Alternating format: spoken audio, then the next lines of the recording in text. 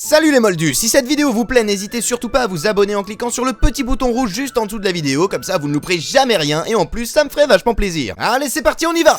Et regardez un peu si je suis pas dans le thème aujourd'hui, j'ai même mis le pull de Ron. Les amis, Ron Weasley est très certainement l'un des personnages de Harry Potter les moins bien compris de l'histoire, en particulier à cause des films. Parce que le Ron des films est très différent de celui des livres. Là où dans les bouquins, Ron est un élément essentiel du Golden Trio, indispensable à la lutte contre Voldemort, dans les films, on va pas se mentir, il donne plutôt l'impression de servir à rien. Tout au plus, c'est un bouffon dont on aime bien se moquer, celui qui fait des trucs débiles. On le voit surtout comme un élément comique qui sert à amuser la galerie, mais dans tous les cas, scénaristiquement parlant, il ne semble pas être un membre très important du Golden Trio, et on a un peu l'impression que les deux autres pourraient très bien se passer de lui. Et en même temps, quand on voit comment on nous le vend, on le voit surtout se ridiculiser, manger, rater ses sortilèges, et il suffit de voir ce qui se passe dans les Reliques de la Mort quand il décide de partir. Dans le film, ça a juste l'air d'un pétage de plomb, d'une crise de jalousie. Il part, mais en fin de compte, ça change pas grand chose, puisque c'est très rarement lui qui débloque les situations, et d'ailleurs, Harry et Hermione semblent rapidement se remettre en selle. Alors que dans le livre, c'est un vrai coup dur quand Ron s'en va. Il se passe des jours entiers où Harry et Hermione ne se parlent même plus, où ils dépriment à mort à cause du départ de Ron, parce que déjà, certaines choses qui sont attribuées à Hermione dans le cinéma, en fait, ça vient de Ron dans les livres. En particulier, la plupart des choses qu'on apprend sur le monde magique, mais surtout parce que dans les livres, Ron est celui qui garde son sang-froid, celui qui reste positif, il est définitivement celui qui incarne l'espoir. Et puis ça reste aussi celui qui est un petit peu rigolo dans le trio, donc c'est aussi lui qui va remonter le moral des autres. Alors forcément, quand il s'en va, c'est dur. Et si vous n'avez vu que les films, et bah tout ça, vous pouvez pas le savoir, vous pouvez pas imaginer à quel point Ron est important, à quel point Ron est bien plus que ce qu'on a bien voulu vous montrer. Alors ma question est la suivante, est-ce qu'on va le laisser là? Est-ce qu'on va continuer à le prendre pour un bouffon, messieurs dames? Ou alors est-ce qu'on va essayer de lui rendre justice, essayer de comprendre qui il est réellement et de découvrir les secrets qu'il pourrait bien nous cacher? De mon côté, je sais déjà ce que j'ai l'intention de faire et c'est pour ça que je suis venu vous en parler. C'est parce que j'ai pas l'intention de vous laisser partir d'ici avant que vous ne sachiez qui est vraiment Ron Weasley. Alors installez-vous confortablement, prenez une boisson chaude si vous voulez et laissez-moi vous révéler la face cachée de Ron Weasley.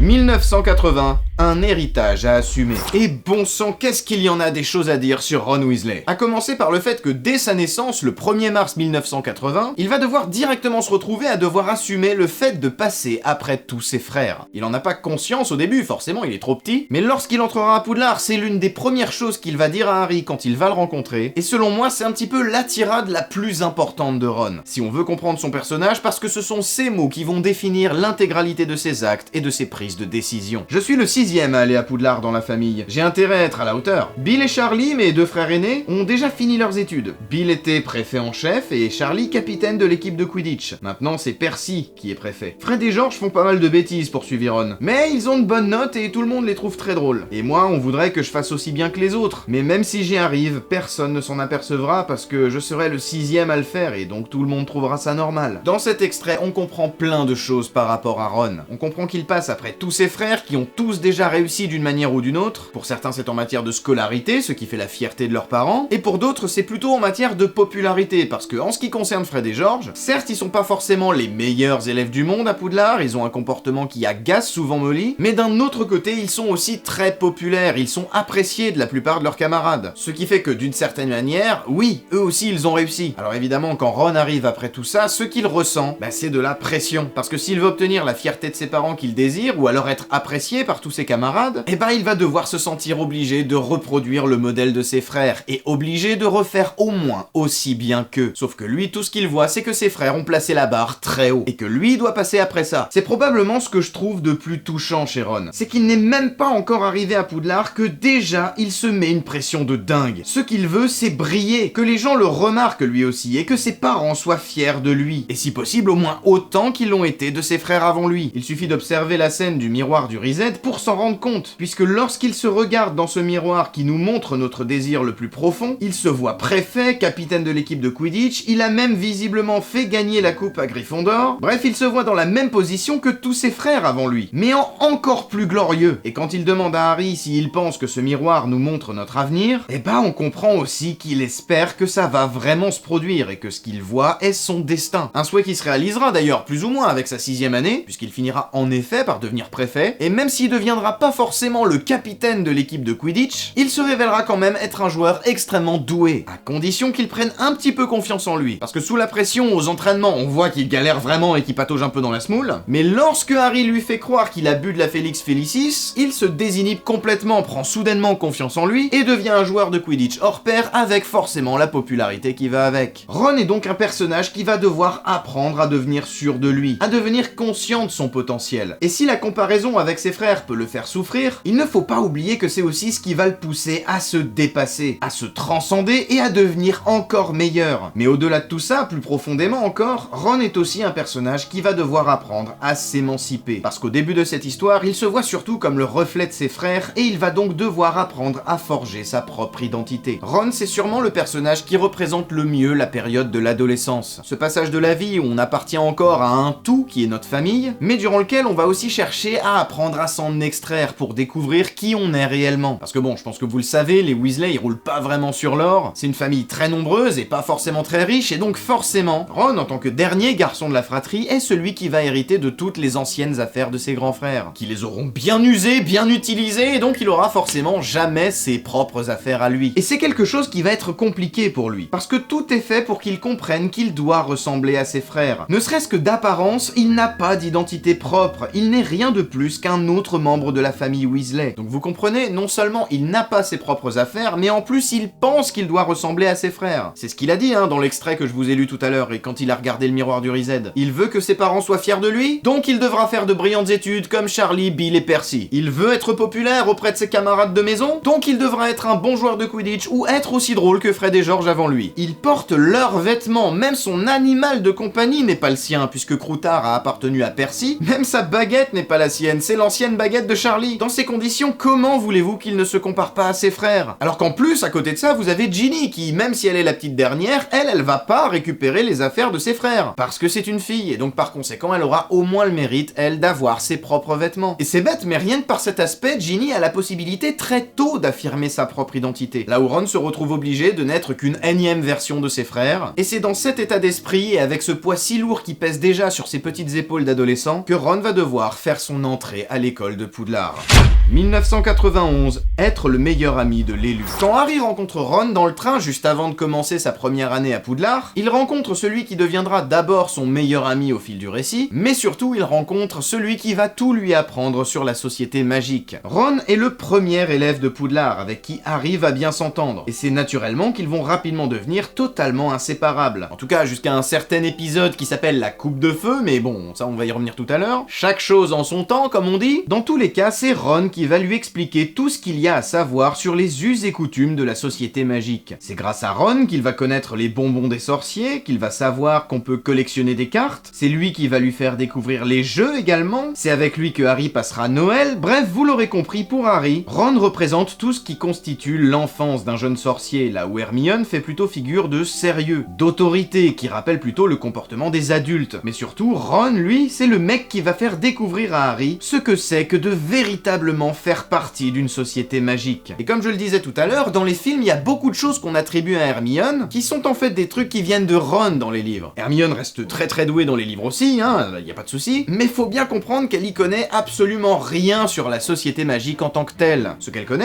elle, et elle le dit même dans les films d'ailleurs, c'est ça qui est marrant, c'est ce qu'elle a lu dans ses bouquins. Mais il y a tout un tas de trucs qu'elle ne peut absolument pas savoir. Et le fait qu'elle les sache dans les films, eh ben je suis désolé, mais ça n'a absolument aucun sens. Par exemple, quand elle se fait traiter de Sandbourbe par Malfoy et qu'après elle explique ce que ça veut dire à tout le monde, ça n'a absolument aucun sens. Comment elle peut savoir ça? Est-ce que ça veut dire que dans ses manuels scolaires, il y avait aussi un lexique des insultes? C'est comme si moi, dans mon bouquin de chimie, après la définition des atomes, il y avait une page qui nous expliquait alors, c'est quoi un fils de pute? On est d'accord, c'est complètement débile. Et dans les livres, ce n'est pas Hermione qui explique ça aux autres. C'est Ron, et c'est bien plus cohérent. Parce que c'est lui qui a vécu toute son enfance dans le monde magique, c'est lui qui a vécu toute sa vie dans le monde des sorciers. Et forcément, c'est lui qui sait comment parlent les gens dans la vie de tous les jours, c'est lui qui connaît les insultes. Et vous pouvez regarder, je vais pas m'étaler 1000 ans là-dessus, mais des exemples comme ça, il y en a tout plein. En gros, ce qu'il faut retenir de ce que je viens de dire, c'est que Ron, c'est celui qui connaît le monde magique de l'intérieur et qui va apprendre à Harry à en faire partie. Ce qui va, dans un premier temps, être un avantage pour lui qui manque justement d'assurance, mais qui va aussi rapidement se retourner contre lui. Parce que être l'ami de Harry Potter, c'est aussi se coller sur le front l'étiquette « ami de Harry Potter ». Et c'est bien normal. Harry est célèbre, riche, puissant, légendaire. Il réussit tout ce qu'il entreprend de manière quasi instinctive, et c'est rapidement que le héros de l'histoire va, bien involontairement bien sûr, éclipser son ami sans y pouvoir quoi que ce soit. Et dans sa quête de reconnaissance, dans sa recherche de sa propre identité, forcément c'est quelque chose qui va profondément nuire à Ron. Harry va obtenir gratuitement des signes d'affection et de fierté de Molly, il est connu de tous les élèves du château avant même d'y mettre les pieds. En bref, Ron, en rencontrant son meilleur ami, devient aussi un éternel second. Et à un moment donné, forcément, il y aura la goutte qui va faire déborder le vase, quand Harry va être sélectionné pour participer au tournoi des 3 sorciers, et c'est dans la coupe de feu que les sentiments de Ron vont exploser au visage de tous. Écoute-moi, reprit Hermione patiemment, c'est toujours à toi qu'on s'intéresse, tu le sais bien. D'accord, ce n'est pas de ta faute, ajouta-t-elle précipitamment en voyant Harry ouvrir la bouche d'un air furieux. Je sais que tu n'y es pour rien, mais enfin... Ron doit déjà subir la concurrence de ses frères à la maison, et ici, il reste toujours dans l'ombre, parce que c'est toi, son meilleur ami, qui est célèbre et qui attire tous les regards. D'habitude, il le supporte sans rien dire, mais j'imagine que là, c'était une fois de trop. Avec les années, Ron voit en Harry une sorte de rival, et en un sens, ça va le pousser à se dépasser par moments, mais ça va aussi considérablement amplifier ses complexes, et créer de la jalousie chez lui. Parce que pour Harry, tout ça arrive un peu sans qu'il le demande. Il a tout ce que Ron a toujours voulu sans avoir à fournir le moindre effort, alors que Ron, en dépit de tous ses efforts, lui, demeure systématiquement et inlassablement au second plan. Et c'est très paradoxal parce que Ron, lui, de son côté, a tout ce que Harry voudrait avoir, à savoir une famille bien vivante et qui sera toujours là pour lui.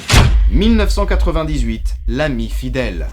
Bon, très bien, et alors quoi? Quelle destination Ron est-il censé atteindre à la fin de ce récit? Est-ce qu'au final, il sera récompensé pour ses efforts? Est-ce qu'il terminera l'histoire en devenant ce personnage admiré de tous? Celui qui attire tous les regards? Celui dont tout le monde parle? Eh bah non! Pas du tout. Tout simplement parce que si Ron atteignait son objectif de vouloir être reconnu de tout le monde, que ce soit pour ce qu'il est ou pour ce qu'il fait d'ailleurs, si sa quête de popularité trouvait un dénouement positif, eh bah il apprendrait rien, et surtout il ne nous apprendrait rien. Il est facile de s'identifier à un personnage comme Ron. C'est typiquement l'archétype de ce que serait un mec normal si on vivait tous dans le monde d'Harry Potter. Il a un petit côté nerd, il passe son temps à jouer aux échecs, à traîner avec ses 2 seuls potes. En fin de compte, bien qu'il soit un sorcier, il nous ressemble déjà beaucoup plus qu'un Harry, qui est déjà une rockstar avant même d'avoir fini de porter des couches. Comme dans tout récit de voyage initiatique, Ron doit tirer une leçon de son aventure. Et si possible, une leçon que nous, lecteurs, allons aussi apprendre avec lui. Et cette leçon, la leçon que nous apprend le personnage de Ron, c'est qu'on ne peut pas tous être le héros de l'histoire. Dans les livres, Ron est un personnage indispensable à la victoire contre Voldemort, c'est un jeune sorcier qui possède de très grandes capacités, et pourtant, à la fin de l'histoire, personne, absolument personne, ne retiendra ses exploits, parce que la chute de Voldemort sera forcément attribuée à Harry. Et en définitive, Ron est la représentation parfaite de ce que pourrait être un ami fidèle, parce qu'il n'abandonne jamais véritablement Harry et Hermione à leur sort. Certes, il n'y aura pas de lumière pour lui, mais c'est pas grave, parce que Ron, c'est aussi le personnage qui va se rendre compte que la seule lumière dont il a besoin, c'est celle de ses amis, et en particulier de Hermione. Ce n'est pas pour rien que ce qui le réconforte dans les reliques de la mort, c'est le bocal à flamme que Hermione est capable de créer. Ok, personne ne saura qu'il a vaincu 1000 dangers pour venir à bout de Voldemort. Très bien, personne ne saura que sans lui, rien de tout ça n'aurait été possible. Tout ce qui compte, c'est que grâce à lui, ce même tout le monde a pu être sauvé. Ce qui compte, c'est pas qu'on sache que c'est lui, c'est que ça soit fait. Ron est celui qui va apprendre à lâcher prise, et qui va apprendre à trouver le bonheur dans le simple fait d'être soi-même. C'est celui qui va dire « Oh, et puis merde !» pour arrêter d'espérer devenir ce que les autres attendent de lui, et pour tout simplement affirmer sa personnalité et s'assumer en tant qu'individu. C'est celui qui va se rendre compte que tout ce qu'il cherchait à avoir pendant toutes ces années et qu'il enviait aux autres, en particulier à Harry, il l'avait déjà sous son nez depuis le tout début de l'histoire. Et ce quelque chose, c'est l'amour de ses proches, qui vaut bien plus que l'amour des 1000 élèves de Poudlard. Parce que la célébrité ne vaut rien, seul compte l'amour des gens qui nous connaissent, et qui nous aiment vraiment pour ce que nous sommes. Et voilà les amis, c'est la fin de cette vidéo, j'espère qu'elle vous a plu. Si c'est le cas, n'hésitez pas à me le dire dans les commentaires, je suis très curieux de lire vos avis, et je suis très curieux de savoir si vous avez appris quelque quelque chose sur Ron avec cette vidéo. Si vous n'êtes pas encore abonné, je vous invite à le faire pour ne louper aucune des prochaines sorties que je ferai en cliquant sur le bouton qui s'affiche juste au milieu de votre écran. Et si le cœur vous en dit, bah, je vous mets 2 autres vidéos, une là et une là. Voilà, disons comme ça. Ouais. Vous pouvez y aller les yeux fermés, c'est des très bonnes vidéos, labellisées bio, hein, si vous voulez. C'est des vidéos faites sans OGM et sans gluten, alors franchement, il n'y a pas de souci, vous pouvez les regarder. Ah, je garantis que c'est de la qualité. Elles sont de pire en pire, mes outros.